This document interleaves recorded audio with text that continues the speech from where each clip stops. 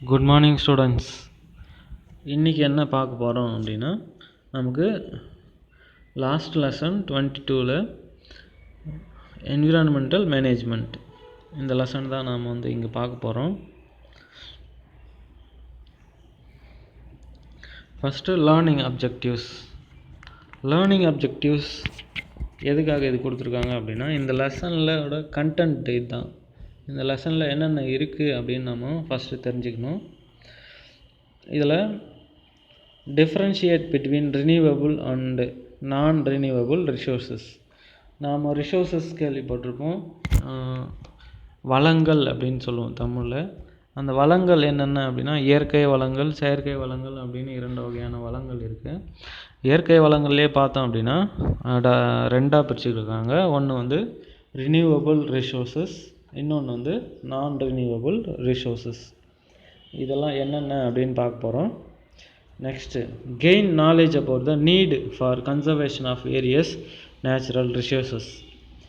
பல்வேறு விதமான இயற்கை வளங்களை பாதுகாப்பதற்கு உண்டான தேவைகள் என்னென்ன அப்படின்றதுக்கான ஒரு நாலேஜை இந்த லெசன் நமக்கு கொடுக்க போகுது.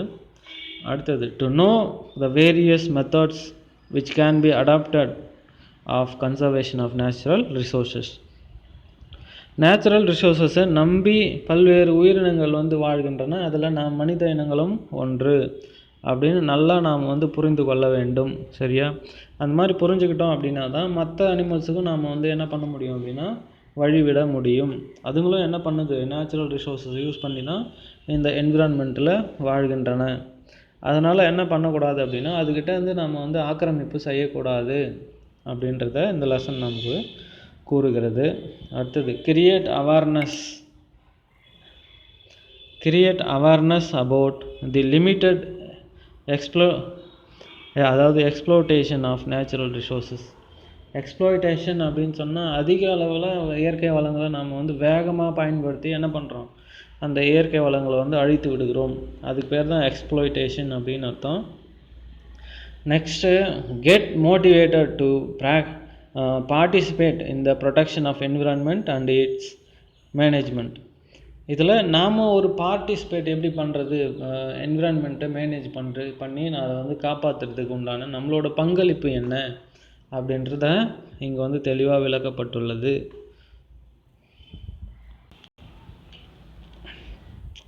ஃபர்ஸ்ட் ஆஃப் ஆல் நாம் தெரிஞ்சுக்க வேண்டியது என்ன அப்படின்னா, natural resources R conserved for their biological, economic and recreational values.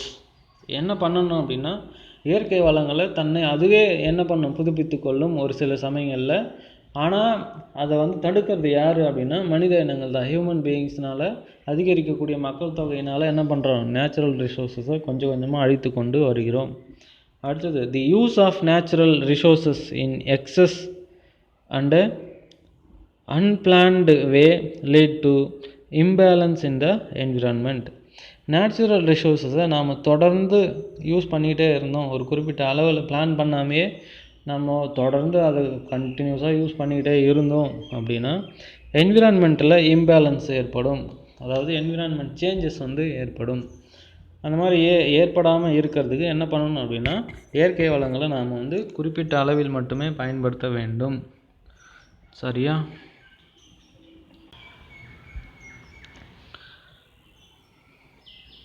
Environmental management deals with the different aspects of environment, its structure, function, its quality and its maintenance, including conservation of its living and non-living components.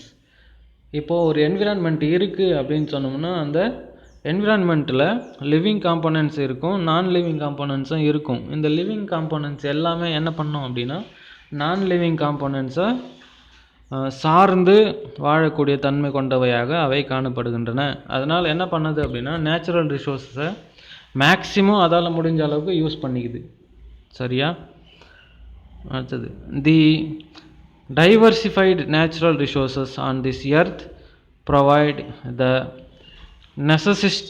Necessities for survival of all forms of life including man.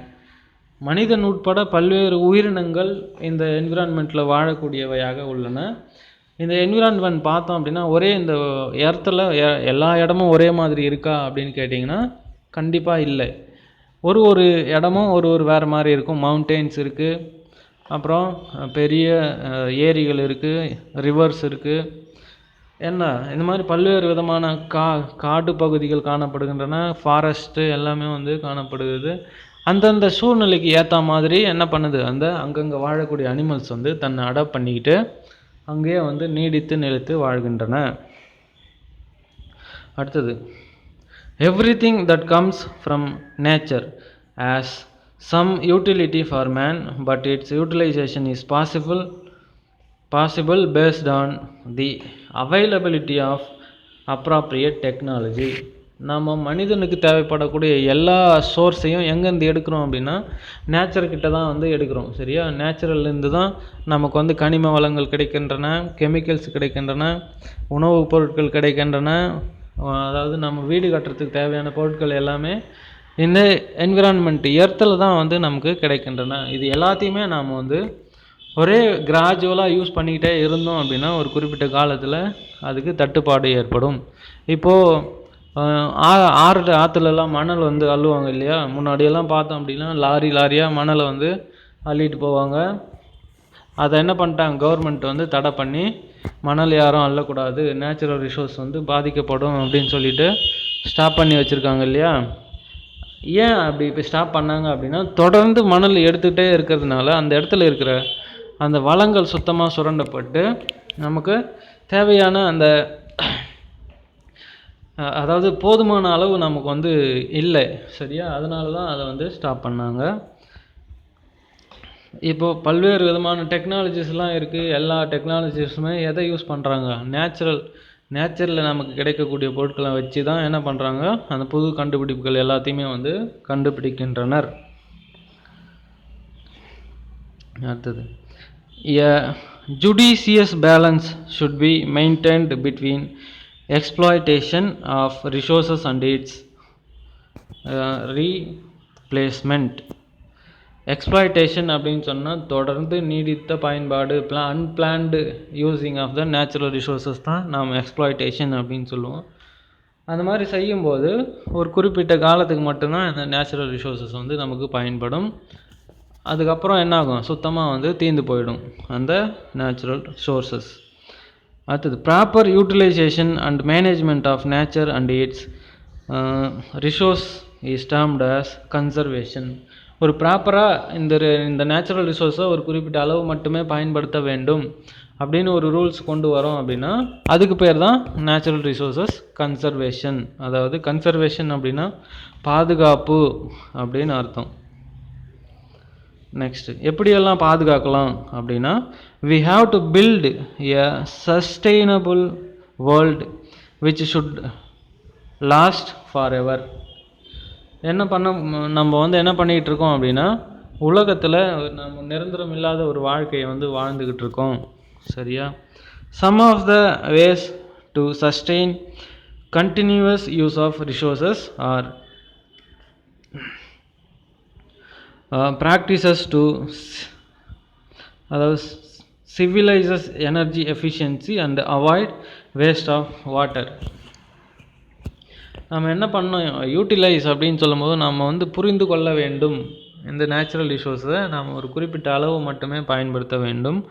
இப்போது நாம் தண்ணியை use பண்ணுறோம் இல்லையா, water, அது ஒரு natural resource. அது நாம் use பண்ணும்போது என்ன பண்ணக்கூடாது அப்படின்னா வேஸ்ட் பண்ணக்கூடாது. அவாய்ட் யூசேஜ் ஆஃப் பிளாஸ்டிக்ஸை நாம் மேக்ஸிமம் தவிர்க்க வேண்டும். சரியா? இந்த பிளாஸ்டிக் அதுவும் நேச்சுரல்லேருந்து தான் கிடைக்குது. ஆனால் நேச்சருக்கு ஒரு என்ன சொல்கிறது, பெரிய அளவில் பாதிப்பை ஏற்படுத்தக்கூடிய ஒரு பொருளாக இந்த பிளாஸ்டிக் பொருட்கள் காணப்படுகின்றன. அதனால் நாம் மேக்ஸிமம் அவாய்ட் பண்ணிடணும் பிளாஸ்டிக் பயன்பாடு. நெக்ஸ்ட்டு, பிளாஸ்டிக்ஸ் அண்ட் அதர் நான் பயோடிகிரேடபிள் மெட்டீரியல்ஸ். பயோடிகிரேடபிள் அப்படின்னு ஒரு வேர்டு நம்ம இங்கே பார்க்குறோம். உயிரியல் சிதைவு அப்படின்னு அர்த்தம். பயோடிகிரேடபிள் அப்படின்னா உயிரியல் ரீதியாக அதாவது நுண்ணுயிர்கள் மூலமாக சிதைக்கப்படக்கூடிய பொருட்கள் எல்லாமே பயோடிகிரேடபிள் அப்படின்னு அர்த்தம். ஆனால் நுண்ணுயிர்களால் சிதைக்கப்பட முடியாத பொருட்கள் வந்து பயோ நான் டிகிரேடபிள் அப்படின்னு அர்த்தம். சரியா? இது எல்லாத்தையும் அதை யூஸ் பண்ணுறதை நாம் வந்து கம்மி பண்ணிக்கணும். Next, to take care for the environment we live. அப்புறம், it is important that we manage and use our resources carefully so as to preserve for the future generations. நாம் என்ன பண்ணணும் அப்படின்னா, ஃப்யூச்சர் ஜென்ரேஷனுக்கு பயன்படுற மாதிரி நம்ம வந்து நேச்சுரல் ரிசோர்ஸஸை குறைவாக பயன்படுத்த வேண்டும். நெக்ஸ்ட்டு, சிப்கோ மூமெண்ட் அப்படின்னு ஒரு மூமெண்ட்டு கவர்மெண்ட்டில் கொண்டு வந்தது. தி சிப்கோ மூமெண்ட் வாஸ் எ நான் violent agitation in 1973 that was aimed at protection and conservation of trees. மரங்களை பாதுகாக்கக்கூடிய ஒரு சட்டமாக இந்த சிப்கோ மூமெண்ட் வந்து ஏற்படுத்தப்பட்டது. The name of the movement Chipko comes from the word embers as the villagers hugged the trees and encircled them to prevent them from being cut. இந்த Chipko moment அப்படின்னு ஒரு மூமெண்ட்டு எங்கே நடந்தது அப்படின்னா, எம்பரஸ் அப்படின்ற ஒரு இடத்துல, அசாமில் இருக்க அந்த இடம். அந்த அசாம் மக்கள் என்ன பண்ணாங்க அப்படின்னா, அங்கே இருக்கிற பழமையான மரங்களை வெட்டுறதுக்கு கவர்மெண்ட் வந்து ரூல் போட்டது. அதனால் என்ன பண்ணுறாங்க, அந்த மரங்களை போய் சுற்றி நின்றுக்கிட்டு அதை கட்டி பிடிச்சிக்கிட்டு அதை வெட்டக்கூடாது அப்படின்னு அவங்க வந்து போராட்டம் பண்ணாங்க. அதுக்கு பேர் தான் சிப்கோ மூமெண்ட் அப்படின்னு பேர். சரியா? The movement originated in the Chamoli district of Uttar Pradesh. உத்தரப்பிரதேச மாநிலத்தில் உள்ள கோமாலி என்னும் மாவட்டத்தில் இந்த சிப்கோ மூமெண்ட் வந்து கொண்டு வரப்பட்டது. நவ் உத்தரகாண்ட், இப்போ வந்து உத்தரகாண்ட் மாநிலமாக அது மாற்றப்பட்டுள்ளது. சரியா? The protest of Chipko movement achieved a major victory in 1980, which a 15-year ban on cutting trees in the Himalayan forest. இமயமலை காடுகளில் 15 வருஷத்துக்கு மரங்களே வெட்டக்கூடாது அப்படின்னு 1980ஆம் ஆண்டு சட்டம் இயற்றப்பட்டது. எதனால் இந்த சட்டம் ஏற்றினாங்க அப்படின்னா, இந்த சிப்கோ மூமெண்ட்னால. Next, forest and its importance. காடுகளும் அதோட முக்கியத்துவங்களும் என்னென்ன அப்படின்னு பார்க்கலாம். Forest are an important component of our environment and are dominated by microorganisms, flowering plants, shrubs, climbers, dense trees. அப்புறம் they provide a vast habitat for wild animals. ஒரு காடு அப்படின்னு நம்ம வந்து பார்த்தோம் அப்படின்னா, ஒரு காட்டில் என்னென்ன இருக்கும் அப்படின்னா, அதில் மெயினாக மைக்ரோ ஆர்கானிசம்ஸ் வந்து காணப்படும். அப்புறம் பூக்கும் தாவரங்கள் வந்து காணப்படும். ஷ்ரப்ஸு, புதர்கள் காணப்படும். டென்ஸ் ட்ரீஸ், நல்ல உயரமான பெரிய பெரிய மரங்கள் வந்து காணப்படும். கிளைம்பர்ஸ், கொடிகள், அந்த கொடிகள் வந்து காணப்படும். அப்புறம் இந்த காடுகள் வந்து தே provide forest provide a vast habitat for wild animals. அதாவது வைல்டு காட்டு விலங்குகள், வன விலங்குகள் எல்லாத்துக்குமே ஒரு நல்ல வாழிடமாக இந்த காடுகள் வந்து விளங்குகின்றன. அடுத்தது, forest also contribute to economic development of our country. காடுகள் மூலமாக நம்மளோட எக்கனாமிக் டெவலப்மெண்ட் வந்து ஏற்படுகின்றது. சரியா? அடுத்தது, forest are vital for human life. It is a source for a wide range of renewable natural resource. Forest வந்து நமக்கு ரினியூவபிள் ரிசோர்ஸாக நமக்கு வந்து காணப்படுகிறது. அதை ஈஸியாக நம்மளால் புதுப்பிக்க முடியும். எப்படி அப்படின்னா, அதிலிருந்து பெறக்கூடிய அந்த காய்ந்த மரங்கள் எல்லாமே விறகுகளாக பயன்படுத்துகிறோம். அப்புறம் அதில் இருக்கிற அந்த செடி கொடிகளை நாம் வந்து மெடிசின்ஸாக வந்து பயன்படுத்துகிறோம். They provide wood, food, fodder, fibre and medicines. மரக்கட்டைகள் கிடைக்கின்றன, உணவு கிடைக்கின்றன. அப்புறம் ஃபோடர்ஸ் அப்படின்னு சொன்னால் அதான் ஏதாவது அந்த காகிதம் அந்த மாதிரி பொருட்கள், மர சாமான்கள் செய்வதற்கு தேவையான பொருட்கள் அங்கு கிடைக்கிறது. அப்புறம் ஃபைபர்ஸ், நூல் இழைகள் வந்து கிடைக்கின்றன. அப்புறம் மெடிசின்ஸ் மருந்து பொருட்கள் வந்து கிடைக்கின்றன. Forest are major factor of environmental concern. Forest தான் ஒரு முக்கியமான அதாவது மிகப்பெரிய அளவில் பங்கு வகிக்கக்கூடிய ஒரு என்விரான்மெண்ட் ஃபேக்டர் எது அப்படின்னு கேட்டிங்கன்னா forest.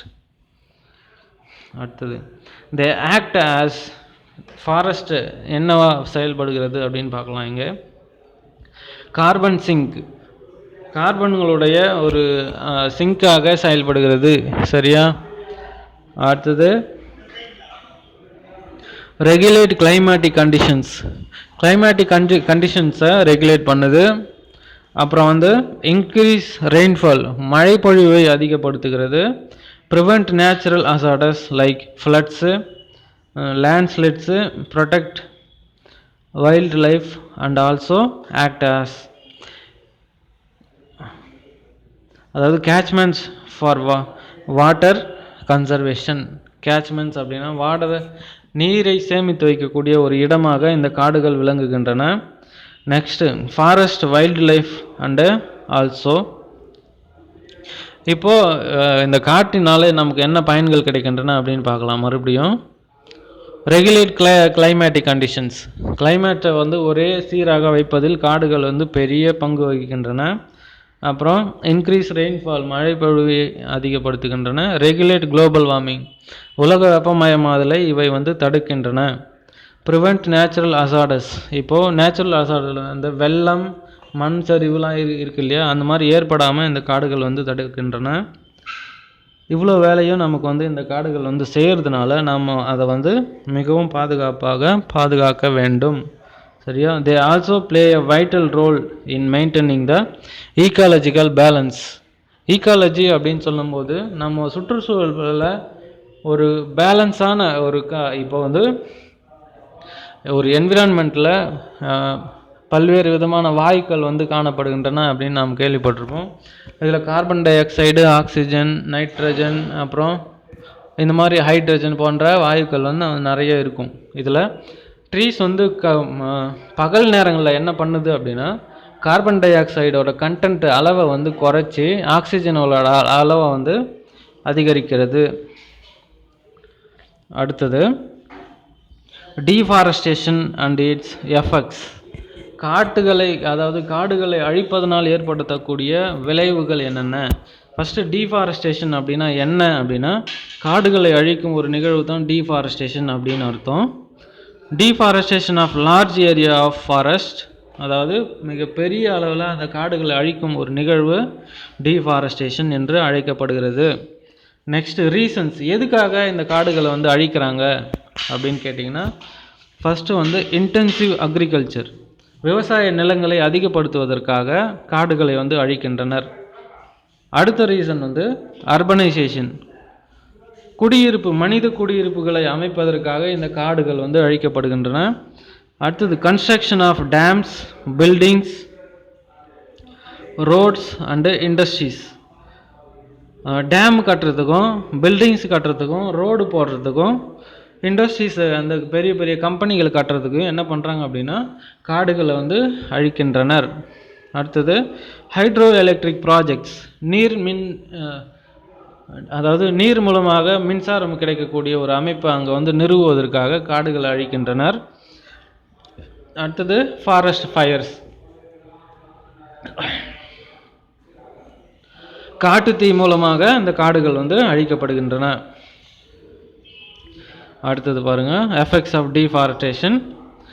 Deforestation give rise to ecological problems like floods, drought, soil erosion, loss of wildlife, extinction of species, imbalance of biogeochemical cycles, alternation of climatic conditions and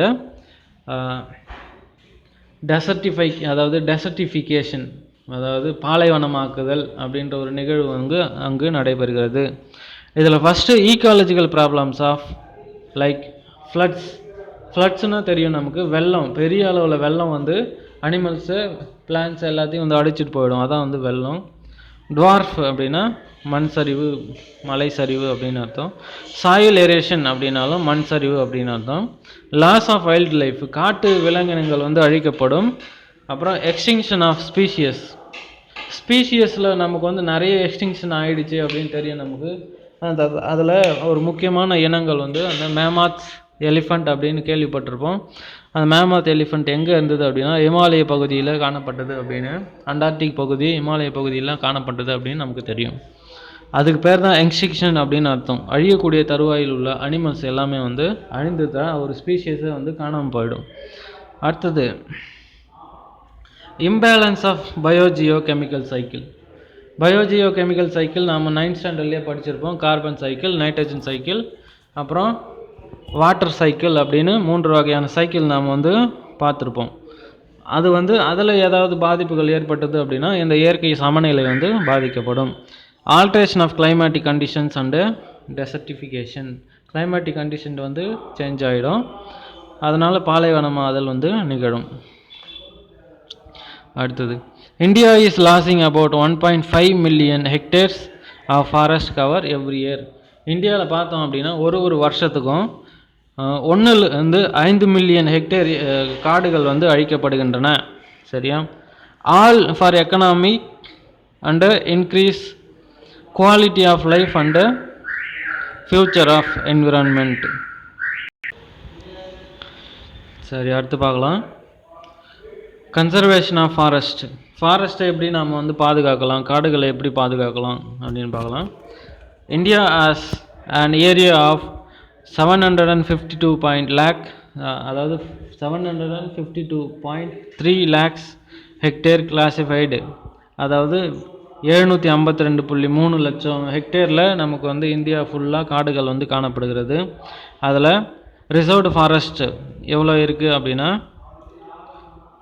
அதாவது ரிசர்வ் ஃபாரஸ்ட் கொஞ்சம் இருக்குது. அதுக்கப்புறம் 215.1 லட்சம் hectare வந்து protected forest, பாதுகாக்கப்பட்ட காட்டு பகுதியாக அறிவிக்கப்பட்டுள்ளன. சரியா? அடுத்தது கன்சர்வேஷன் ஆஃப் ஃபாரஸ்ட்டில் first afforestation. Activities for afforestation programme Van Mahotsav, அதாவது Van Mahotsav includes planting and protecting trees with multiple use of which help in restoration of green cover. Destruction of trees should be curtailed. இப்போ காடுகள் எந்த அளவுக்கு அழிக்கப்படுகிறதோ அதே ஈக்குவலுக்கு புது மரக்கன்றுகள் வந்து நடப்படுகின்றன. அதான் வந்து அதாவது ஃபாரஸ்டேஷன் அப்படின்னு அர்த்தம். வேன் மஹோத்சவ் அப்படின்ற ஒரு ப்ரோக்ராம் மூலமாக இந்தியா முழுவதும் மரக்கன்றுகள் நடும் ஒரு நிகழ்வு வந்து நடத்தப்பட்டு வருகின்றன. Next social forestry program. It should be undertaken on a large scale with active participation of the public and utilization of common land to produce firewood, fodder and timber for the benefits of the rural community. இப்போ மர சாமான்கள் செய்யக்கூடிய இப்போ மரங்களை வந்து